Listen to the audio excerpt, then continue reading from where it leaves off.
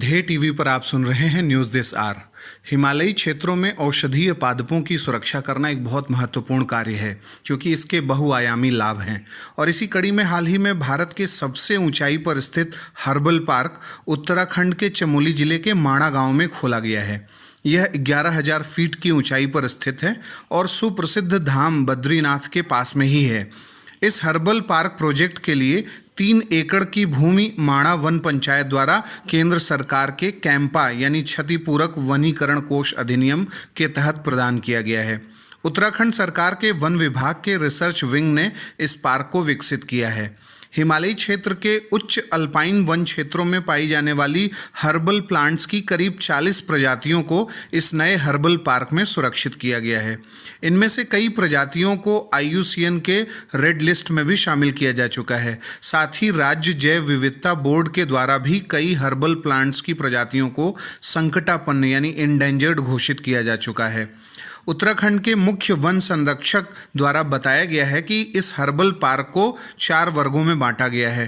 पहले खंड में भगवान बद्रीनाथ से जुड़ी पादपों की प्रजातियां शामिल हैं। इनमें बद्री तुलसी, बद्री बेर, बद्री वृक्ष और भोजपत्र का पवित्र वृक्ष शामिल है। दूसरे खंड में अष्टवर्ग की प्रजातियां शामिल हैं। यह 8 जड़ी बूटियों का समूह है जो हिमालयी क्षेत्र में पाई जाती है।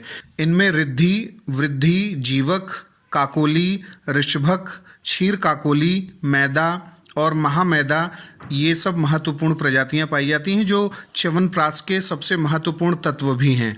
इनमें से 4 जड़ी बूटियां लिली परिवार की हैं और 4 आर्किड परिवार की हैं। इनमें से काकोली, क्षीर काकोली और ऋषभक बेहद दुर्लभ हैं। तीसरा खंड सौसूरिया प्रजाति का है और इसमें ब्रह्म कमल शामिल है जो उत्तराखंड का राज्य पुष्प है यानी स्टेट फ्लावर है। और इसके अलावा अन्य 3 सौसूरिया प्रजातियां फेक कमल, नील कमल और कूट भी यहाँ उगाई जाती हैं। चौथा खंड अन्य विविध महत्वपूर्ण अल्पाइन प्रजातियों को शामिल करता है।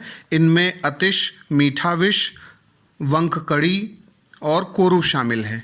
यह औषधीय जड़ी बूटियां हैं और इनकी बेहद डिमांड है। इसके अलावा थुनेर के पेड़ जिनकी छाल का उपयोग कैंसर रोधी दवाएं बनाने में किया जाता है और तानसेन और मैपल के पेड़ भी यहाँ उगाए गए हैं। अब बारी है आज के सवाल की। आपको बताना है कि अल्पाइन वन कितनी ऊंचाई पर पाए जाते हैं और अल्पाइन वनों में कौन से प्रमुख वन पाए जाते हैं।